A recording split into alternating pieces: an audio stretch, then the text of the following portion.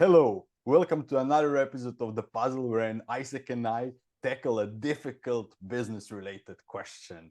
We bring a wealth of first-hand experience, diving and wrestling with different topics, and of course we are biased, but that's why you're here. Listen to us so you can get your own ideas and see if there's something useful. For today, we have prepared a great question, and I'm giggling because the question is so good. So listen to this, listen to this. Why should anyone buy your product? And Isaac, you kick us off, and I'm gonna start the stopwatch. 10 minutes, no more. Right. So, hello everyone. This is actually one of my favorite questions to ask, and it's a question that, linking to a previous episode, Bruno, we did about turning around a project, a product development project, for example. It's one of the most powerful things you can ask. If a team does not know why anybody would buy this product, you're doomed. But whether you're a product manager, whether you're a sales guy, a product development person, a team, whoever you are, you need to be able to answer that question. And what I found very often is that there is this, especially in more mature companies where the differentiation potential is not that high, where they just follow a previous generation with a new generation, and the specs are just basically ratcheted up, like plus 10% here, minus 5% weight. There's never really a good answer, except in the best or in the better teams among them. And that's actually the key question, because you do not develop a product because of academic interest. You develop a product because it has someone at the end of the chain who will buy it because they benefit from it. And that's why it's one of my favorite questions to ask. I believe from experience, I have seen from experience that not every product has a very solid justification. Why would somebody buy your product? Sometimes you don't know. It was just developed because of the pipeline, whatever pursuit of innovation, blah, blah, blah, innovation, so on, like we said in the previous episode. And it never crystallized into something that is punchy. We can say you buy this product because, I don't know, it slashes your processing time, or it enables you get this done at this quality in this lead time. So here's where we could talk also about jobs to be done and how you evaluate the quality of your product, not in the sense of manufacturing quality, but the quality of the solution of what you're offering. So yeah, a very big question, a very good one. How about you, Bruno? So let's try to let's zone in a little bit. My experience resonates with yours. It is a great, powerful question. It is also a question where the one asking can appear as a total asshole. Absolutely. Because it can sound very, very condescending. But I don't want to go in that direction. What I would like to hear from you, how did you help people actually answer that question? So what did you do? What kind of conversations do you had? Like anything that comes to you that you found, let's say, that worked in multiple right. So one of the things I did in the past, that was in the last decade or 10, 12 years, let's say max 15, where the whole lean startup came up, value proposition design, business model canvas. I found those tools are very useful to not really to put the post-its on the wall. That's just it's a gimmick, the visualization part. But the discussions that you start by looking at those pieces of that puzzle, they're very helpful. So in one company where I was, I established for teams, I called it the pitch template. The idea was that before you propose, or when you want to propose a product, or when you want to go to market with a product, you need to have a pitch ready. And by that, I do not mean a pitch with slides and making them beautiful. It needs to be a comprehensive story. So I mixed all of those ideas, the mixed value proposition design and business model canvas and different, also implemented some copywriting techniques where you have to fill in basically gaps in an Excel sheet. And the more you fill, the more the story becomes cogent.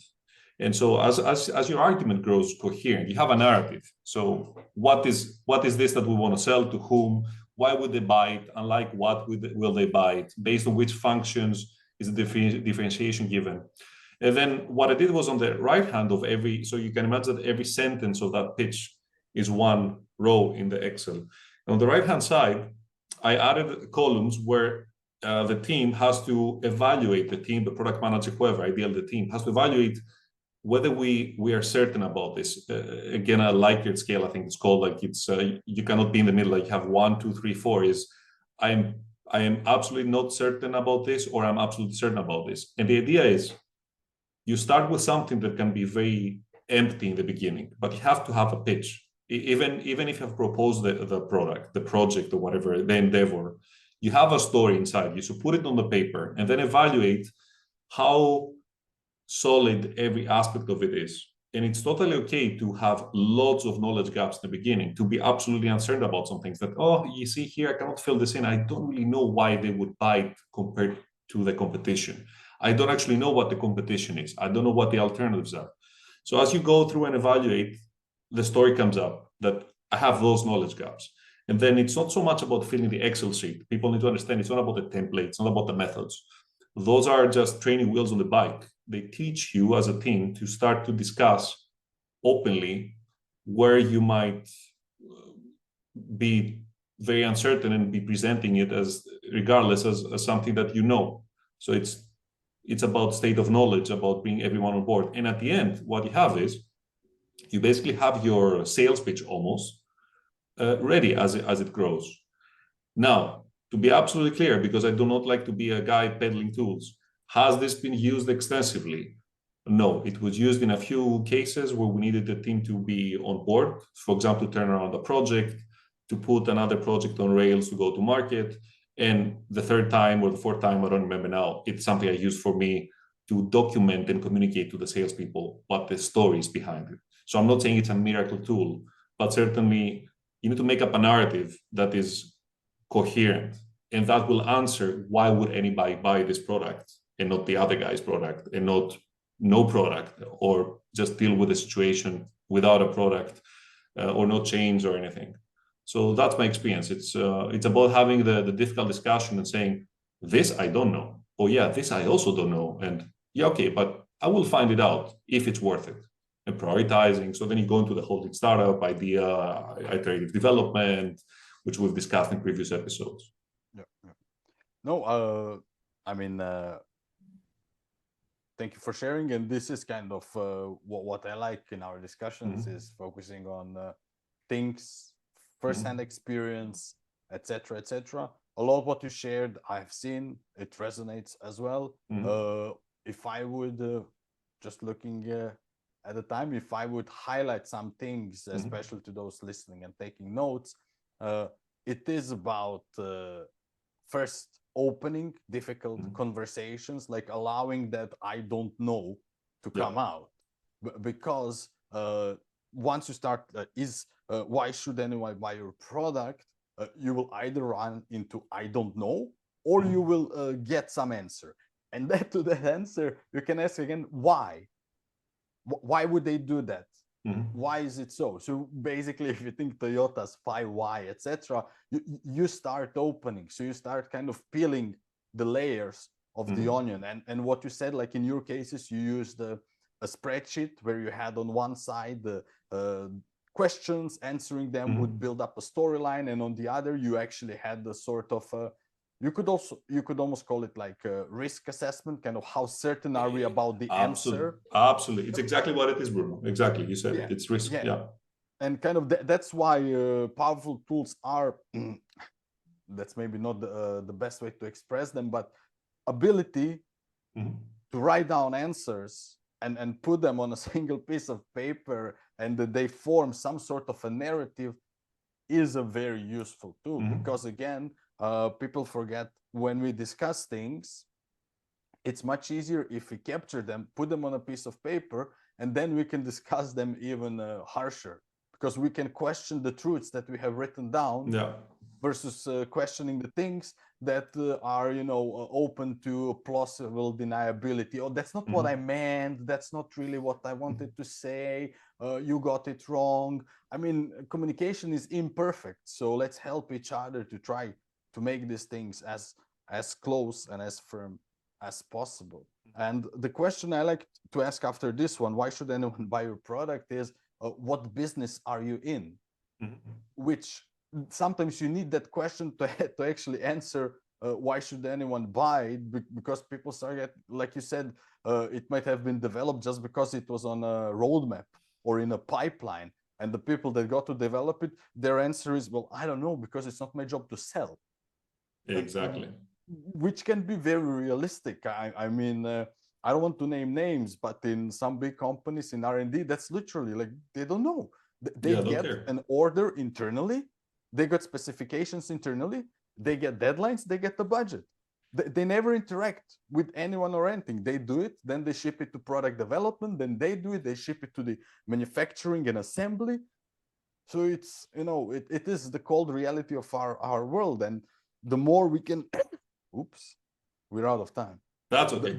The more we can answer and have these difficult conversations honestly, the better it is for our value creation, product development, and so on. If you see me smiling, it's a smile of pain, because I've been there numerous times, and it's always difficult to get people in functions, not in every company, but in functions where people are very far away from the customer. It's sometimes difficult to get them to understand that what you're doing is contributing to some end result. And I'm not saying to badmouth the people in those functions. I've been in R&D myself. I know how happy I was to just keep working on my turbines and on my shafts and everything, and let the others figure it out. But it needs to be linked through requirements management. So the spec is meant to satisfy some requirement upwards, and the requirements meant to satisfy some value proposition and so on. So requirements management, once again in this podcast, comes up as an important thing, not as the activity to bureaucratically manage documents, but as a knowledge management activity. And I think it's one of the most difficult things to do, but ultimately it's also what makes smaller teams that can go out to the customer, makes them very, very powerful, because you can imagine that at some point, the sheer size of a team might prevent people in different functions from being able to go out, because you have bureaucratic issues, because in the end, everything becomes so split in functions that they become silos, which is why I'm a big fan of smaller teams that get things done.